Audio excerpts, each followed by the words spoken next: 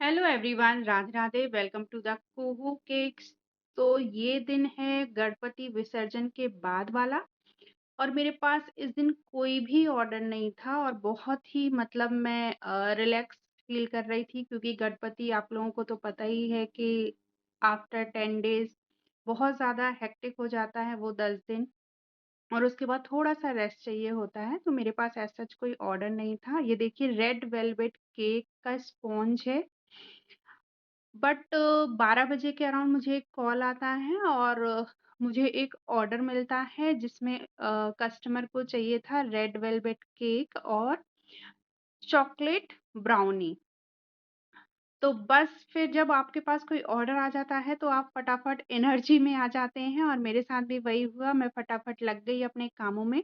तो सबसे पहले मैंने स्पॉन्ज को बेक करने के लिए रख दिया। रेड वेलवेट स्पॉन्ज को मैं जनरली गैस पे ही बेक करती हूँ। तो मैंने उसको बेक करने के लिए रख दिया, और यहाँ पे मैं अपना ब्राउनी का बैटर प्रिपेयर कर रही हूँ। तो ये है चॉकलेट वॉलनट ब्राउनी, तो जिसके लिए मैंने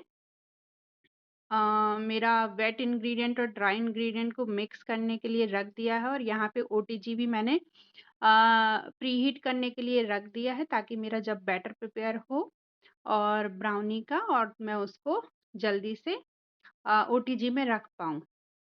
तो यहाँ पे मैंने बैटर को प्रिपेयर कर लिया है, और उसके बाद थोड़ी सी गार्निशिंग करूँगी मैं यहाँ पे वॉलनट्स के साथ, और इसको भी मैं रख दूँगी मेरे ओवन में बेक होने के लिए। तो आपको भी ऐसे ही होता होगा कि अर्जेंट ऑर्डर आते होंगे और उनको शाम को चाहिए रहता होगा, तो आप भी अपना सारा काम छोड़-छाड़ के बस अपने ऑर्डर्स में लग जाते होंगे। काम तो नहीं छोड़ना होता है, मतलब बेसिक जो है भाई घर का, वो तो करना ही होता है, बच्चों का, घर का। बट हाँ, जो बाकी के काम हैं उनको छोड़ के। तो मैं यहाँ पे लग गई हूँ मेरे क्रीम को बीट करने के लिए। तब तक मैंने अपनी क्रीम को भी बीट कर लिया, चूँकि एक ही केक था इसीलिए बहुत ही कम क्रीम को बीट किया है मैंने। देखिए कितनी स्टिफ यहाँ पे क्रीम मेरी बीट होके रेडी हो गई है। और देखिए स्पॉन्ज जब तक मेरा ठंडा भी हो गया है, और उसको मैंने जल्दी से लेयरिंग कर लिया है। हाँ, स्पॉन्ज को थोड़ी देर मैंने फ्रिज में भी रखा था, क्योंकि प्रॉपर ठंडा करना स्पॉन्ज को बहुत ज़रूरी होता है। और यहाँ पे मैं होममेड क्रीम चीज़ डाल रही हूँ क्रीम में। रेड वेलवेट केक में क्रीम चीज़ जाती है, जो कि मैंने घर पे ही बनाई थी, और उससे ही मैं इसको केक को फ्लेवर दूँगी क्रीम चीज़ वाला। तो इस तरीके से मैंने क्रीम को भी प्रिपेयर कर लिया है, और अब मैं कर रही हूँ केक की क्रम्बल कोटिंग।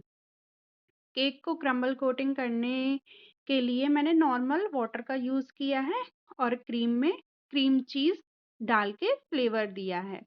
तो इस तरीके से आप भी जब रेड वेलवेट केक बनाएँ तो क्रीम चीज़ को अच्छी क्वांटिटी में डालें। उससे केक का फ्लेवर बहुत ज़्यादा अच्छा आता है। आप चाहें तो घर पे भी क्रीम चीज़ बना सकते हैं, और चाहें तो आप मार्केट से भी परचेज़ कर सकते हैं। डेलेक्टा ब्रांड का क्रीम चीज़ आता है, और देखिए बट हर एरिया में क्रीम चीज़ अवेलेबल नहीं होता है, तो उस केस में आप अगर घर पे ही बनाएँगे क्रीम चीज़ तो वो अच्छा होगा, और वो काफ़ी कॉस्ट इफ़ेक्टिव भी होगा।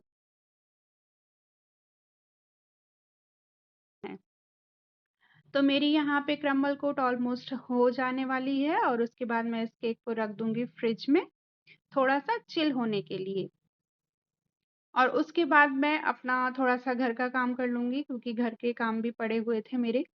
और उसके बाद मैं इस केक को करूँगी डेकोरेट, और तब तक मेरी ब्राउनी भी बन के रेडी हो गई है, तो एक बार उसको भी चेक कर लेते हैं कि मेरी ब्राउनी का क्या हाल है।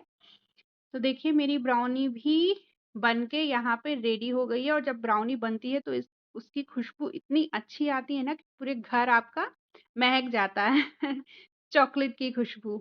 तो मेरी ब्राउनी बन के रेडी हो गई थी, तो मैंने उसको ठंडा करने के लिए रख दिया था। तब तक इस केक को भी मैंने 5-10 मिनट फ्रिज में रखा था, और उसके बाद मैं अब इसकी कर रही हूँ डेकोरेशन। तो इसका बहुत ज़्यादा डेकोरेशन नहीं है, नॉर्मल जो रेड वेलवेट केक की बेसिक सी जो डेकोरेशन होती है वही कस्टमर को चाहिए थी। क्योंकि रेड वेलवेट केक लोग जनरली फ्लेवर के लिए लेते हैं, टेस्ट के लिए लेते हैं, और उसमें मेरे साथ तो ऐसा होता है कि वो टेस्ट के लिए लेते हैं, बट उसमें एक्स्ट्रा कुछ डेकोरेशन नहीं वो करवाते हैं, क्योंकि रेड वेलवेट केक का प्राइस थोड़ा-सा ज़्यादा होता है हमारे नॉर्मल केक से। तो कस्टमर को उसका टेस्ट पसंद है इसीलिए वो ऑर्डर करते हैं। बट डेकोरेशन जनरली वो बोलते हैं कि आप बेसिक डेकोरेशन ही उसमें करो। रेड वेलवेट केक में बेसिक डेकोरेशन भी बहुत सुंदर होता है, तो उसमें कुछ एक्स्ट्रा डेकोरेशन की ज़रूरत भी नहीं पड़ती है, मुझे ऐसा लगता है। हाँ, अगर आपका कुछ ओकेज़न है, कुछ बड़ा इस तरीके का, तब लोग करवाते हैं, तो दैट इज़ डिफरेंट थिंग।